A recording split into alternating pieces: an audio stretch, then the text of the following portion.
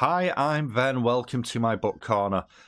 Today, at the time this video goes up, is July the 1st, which means this is the official start of Don't Die July in 2026.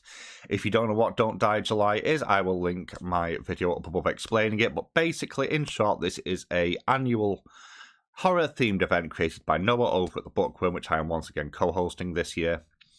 And it's about celebrating all things horror, and it did start primarily as a booktube event. So I thought we'd start off with my first video for the month being 6 books that I've read while I've been on booktube that I think you should consider reading for this month's event.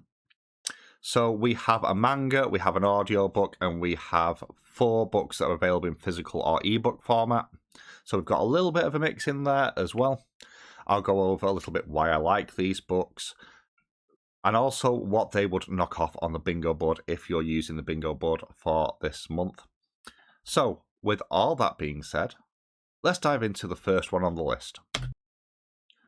We're going to start with my most recent book that I have read that is on this list, and that is Grace by A.M. Shine. By read, I mean listen to. This is the audiobook version that I've picked for here, although I do have the ebook as well. And this came out earlier this year in 2026. This is a folk horror, very much inspired by Irish mythology and Irish folk tales. It is many ways has quite a gothic undertone in the way it builds its tension and its slow build up. But what I love about this is the attention to detail and the clear love and research that Shine has done, as he always does with his books, into the Irish folklore. And you can feel the love for that history and those tales that permeates through all his works. But I really do feel it here, and that is aided by the amazing narration by Deirdre O'Connell. This follows, at the start, a character called Grace who discovers their biological mother has passed away, and they have been left a number of things in their will. They discover this when the priest on the island where her mother lived gets in contact with her.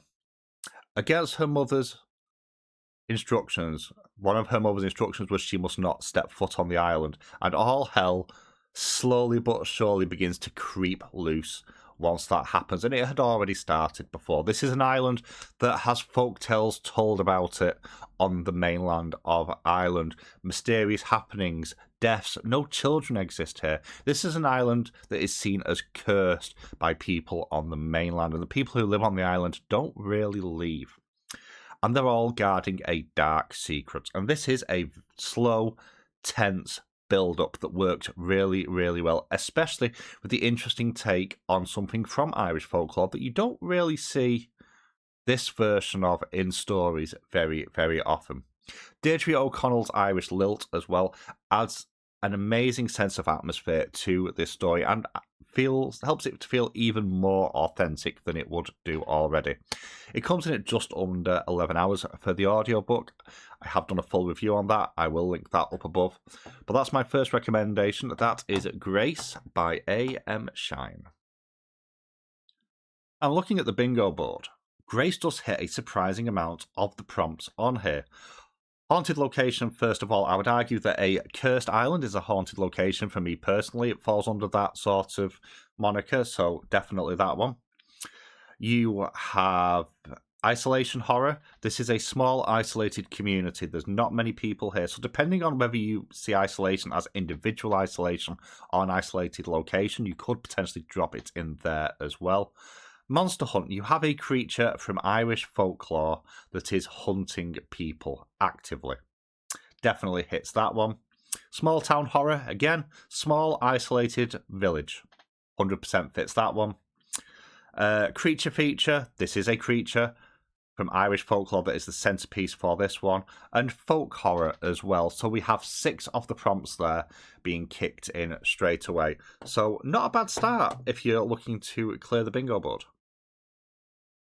We can't not talk about indies on this channel, and the next one is an indie horror that I really enjoyed last year, The Clatter by Janelle Schiecke. So this released last year in 2025. Doesn't reinvent the wheel, I need to say that up front, but what this does do is take that wheel and perfect the movement of it. This is a love letter to 90s horror movies, the slasher horror movies specifically, where you have so many tropes that you'll recognise. You have the end of summer blowout in the cabin in the woods for the college students.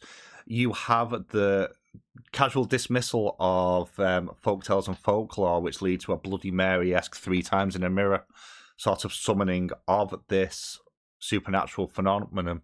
You have the tales of grisly murders in the area. You have the big, hulking, unkillable serial killer slowly and creatively stalking our characters through this area that's abandoned in many ways by humanity. And you have these little bits of lore as well that help to humanize this big, hulking piece of man-meat that's going through and eviscerating these teenagers. And you also have that thin line being walked, which you always get in those 90s horror movies, of the teenagers being really infuriating, but just about believable and just skirting that edge either side. And of course, you have the survivors at the end and the scars that they're going to carry with them, both psychological and physical as well throughout. This I read in one sitting. It was phenomenally well paced. As I said, it doesn't reinvent the wheel, but it does such a good job of encapsulating everything that I personally like about horror movies from the 90s. So this one does hit a number of the... So Clatterman doesn't hit as many of the prompts, I would say, as Grace does, but it does hit a few. First off, it hits a couple that we haven't hit already. First one being survival horror. You've got a small group of people who are trying to survive being hunted by something, some massive serial killer. If that's not survival horror, I don't know what is. I'd also say this falls under killer on the loose. This is somebody who in life was a psychotic killer, and whilst there are some paranormal and supernatural things going on here, just like Freddy, I would argue this is more killer on the loose than a monster hunt. So I'd put it under that one. And this will also hit isolation horror as well. This is a cabin in the woods. There's no cell phones. There's no way to contact the outside world. This group is isolated from everybody else. So this hits 3 prompts in total. Let's see what the next one gets. We're going to do the manga next. And it is the... Let's do it the right way around. The Summer Hikaru Died. Currently working through this, I'm going to be reading at least volume 5 during Don't Die July. I really, really like this. So this follows 2 main characters, Yoshiki and Hikaru. And what I like is right at the beginning of this tells you what's going on, because you've got Yoshiki and Hikaru talking, and Yoshiki just turns around and says, "You're not Hikaru, what are you?" And you have what would normally be the big reveal right at the start. And that's an interesting jumping in point in terms of the human tale that's being told here around connection and self-discovery in particular, and the nature of good and evil to a lesser extent, but the personal sort of investigation of what it means to be a friend, what it means to experience stuff, and your own personal self-discovery in terms of your personality, your interests, your attractions. That all goes on as a side point of this, as these 2 characters, with the truth now out in the open, begin their connection. But also the questions around the creature inside Hikaru as well. This horrific, almost cosmic appearing entity linked to Eastern folklore, and sort of has escaped the mountain where it's existed for years. And the cost of that, and why is it inside Hikaru? Is it truly evil? What's really going on? And it makes this in many ways more of a supernatural mystery in some regards, but because of the nature of what this entity is and some of the threats that they face and the sheer gruesomeness of it, it maintains that horror vibe throughout. And that has a really interesting juxtaposition to the more sweet moments that do run through this one. The artwork is absolutely phenomenal. I'm really, really invested. This is the first manga that I've started and gone, I want to read the next one now. Hence why I'm now on to volume 5. That's the furthest I've got in any manga series so far. So it's a testament to the writing and the artwork of that one. And it keeps revealing more and more, diving into the lore of this location, the place where this entity has come from, and what this creature might actually be. And the further in we go, the more questions we're sort of being posited with without getting any real answers. that I personally enjoyed quite a bit. In terms of the prompts then, for me personally, this hits something you've never tried before. I've never read horror manga specifically, so that hits that one for me personally. So if you're new to manga in particular, that would tick that one off for you. I would say that this hits body horror just because of the artwork in here. It is gruesome in places. So definitely hits that one. I'd argue as well because of the nature of what the creature is. You could argue it hits cosmic horror as well. And because of the sort of flavour of this one, I'd also argue folk horror, although my knowledge of Eastern myth and mythology and folk tales is very limited. I do get that sort of vibe because of the setting and the nature of the story, that there's tales related to this creature and to the location where this creature is from. You could also argue haunted location, but that sort of builds more as you work further into the series. But certainly the creature inside Hikaru is from sort of this cursed forest where tales of monsters and ghosts have pervaded. So you could definitely drop it under that one as well. So far, we're doing a pretty good job of clearing the bingo board. Up next, we have one of my favourite horror books that I have read, full stop. What Moves the Dead by T. Kingfisher. This is actually a series now following Alex Easton, who is the main character, but more interestingly and importantly, this is a retelling and an expansion on a much older story, and that story is The Fall of the House of Usher by Edgar Allan Poe. Now, that story is about 40 pages long. This is about 170, so there's a lot more in here that builds on those foundations, and it is spectacularly good. You have our main character of Alex Easton, who is summoned to their friend's estate due to one of them being really ill. And not quite sure exactly what's wrong with them. And you end up with this kind of investigation as Alex tries to figure out what's really going on. And that's where this kind of dovetails a little bit from the original story. There were some descriptions in here that made me feel so physically uncomfortable, which is rare for me in a horror book. And by uncomfortable, I don't mean disgusted in the same way that some extreme horror has that effect on me, but genuinely nauseous in some places with some of the body horror in here. But you also have that slow creeping level of doom that pervades this entire story. There's no true answers here. It's not clear whether this is something supernatural or something scientific. And even at the end, while we are leaning in one direction, it's still not 100% clear. And it's very much centered on those human relationships between the inhabitants of the House of Usher and Alex themselves, which makes this a must-read for me. This is a series that whenever the next book comes out, I pick it up pretty much straight away.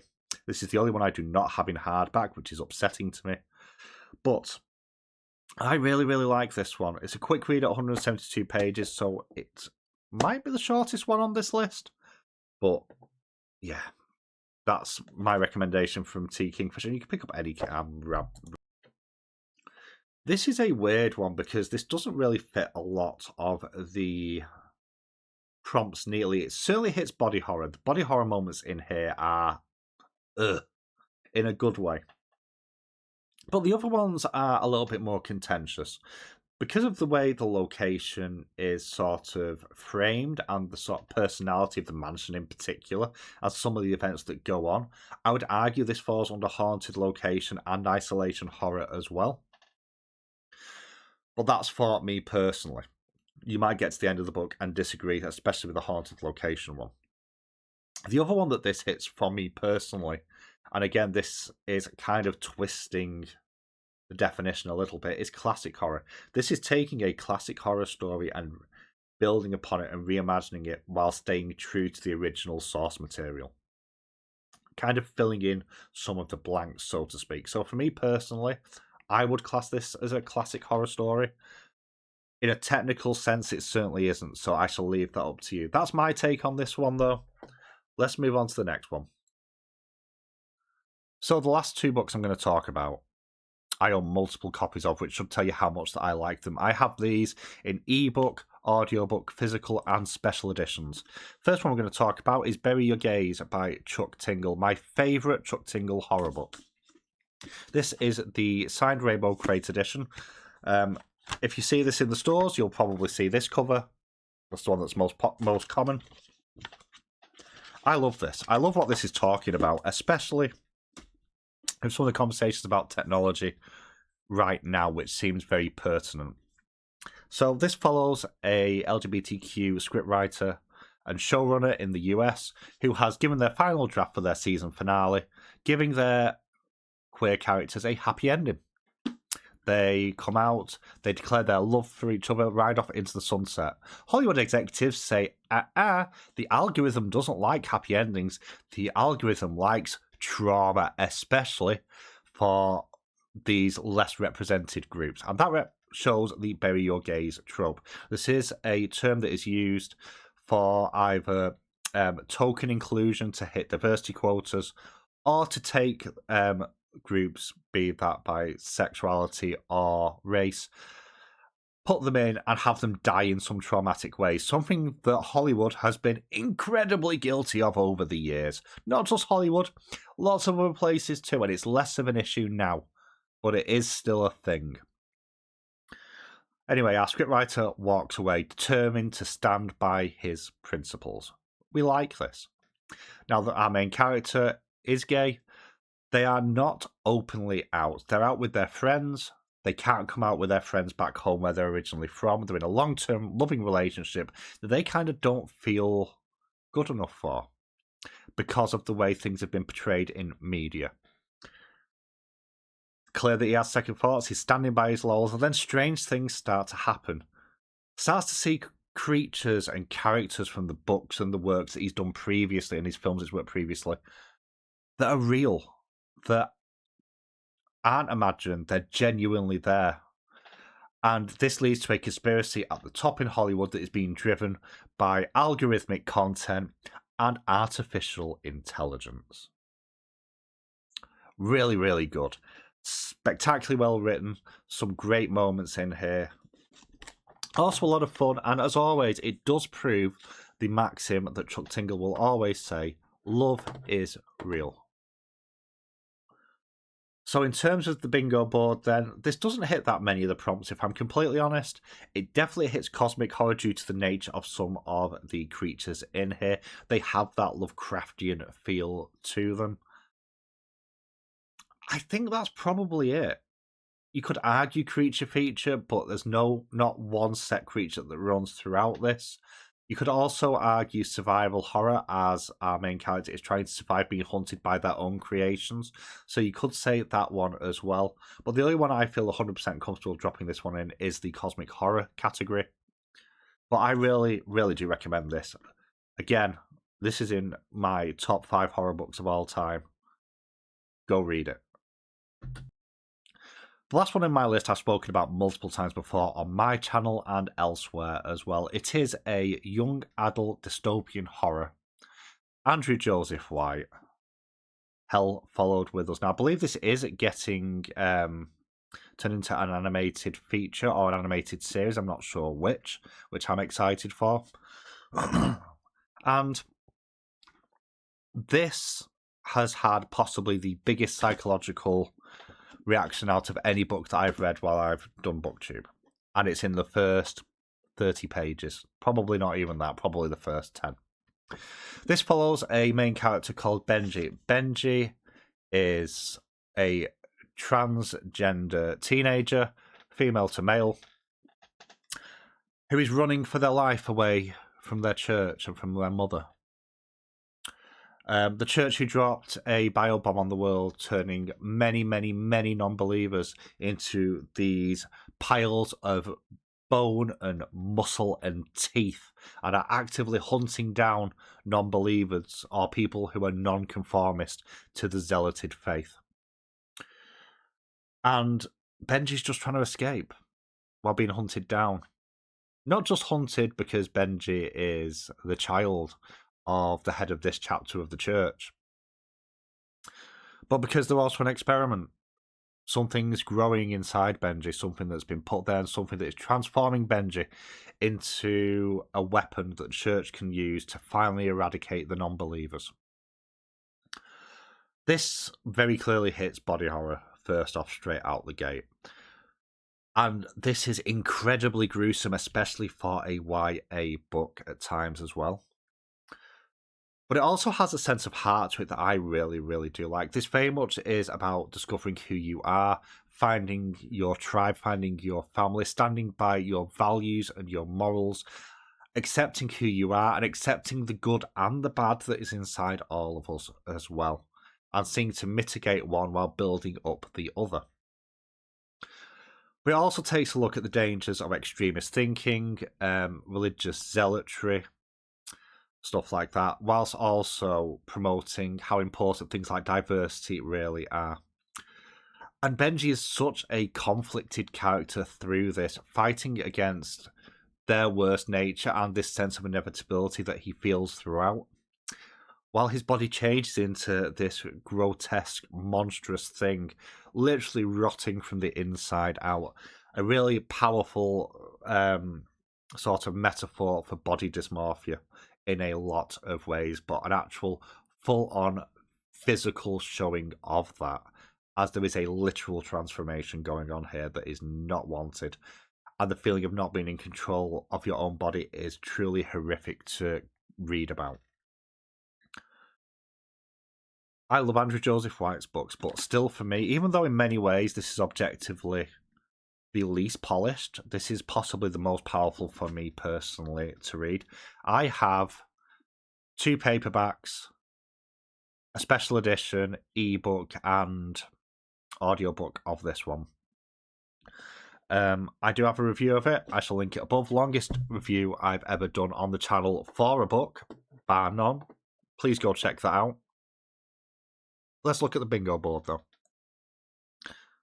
Again, much like a number of the others, this doesn't fit clearly into a lot of the categories here. It certainly hits body horror. The body horror in here is incredibly visceral and gruesome, especially for a YA novel. Definitely hits that one. Past that, the only one I'd really put this under potentially is survival horror. In some ways, it does have that Resident Evil vibe to it of the world, with these experimentations that the group are trying to survive and actively work against so that they can survive into another day. But they're the only 2 I'm going to drop this one in, so that is the 6th book on my list. In terms of the ones that we haven't hit then, we have not hit horror comedy, we haven't hit zombie apocalypse, found footage, or ocean/deep horror. So they're the only 4 that we haven't hit out of the 12, but there's plenty of stuff out there that I'm sure you can play, read, or watch that would cover those. But that's it from me. That is 6 books that I recommend for Don't Die July. I hope you've enjoyed this video. Thank you so much for watching. I'll see you all soon.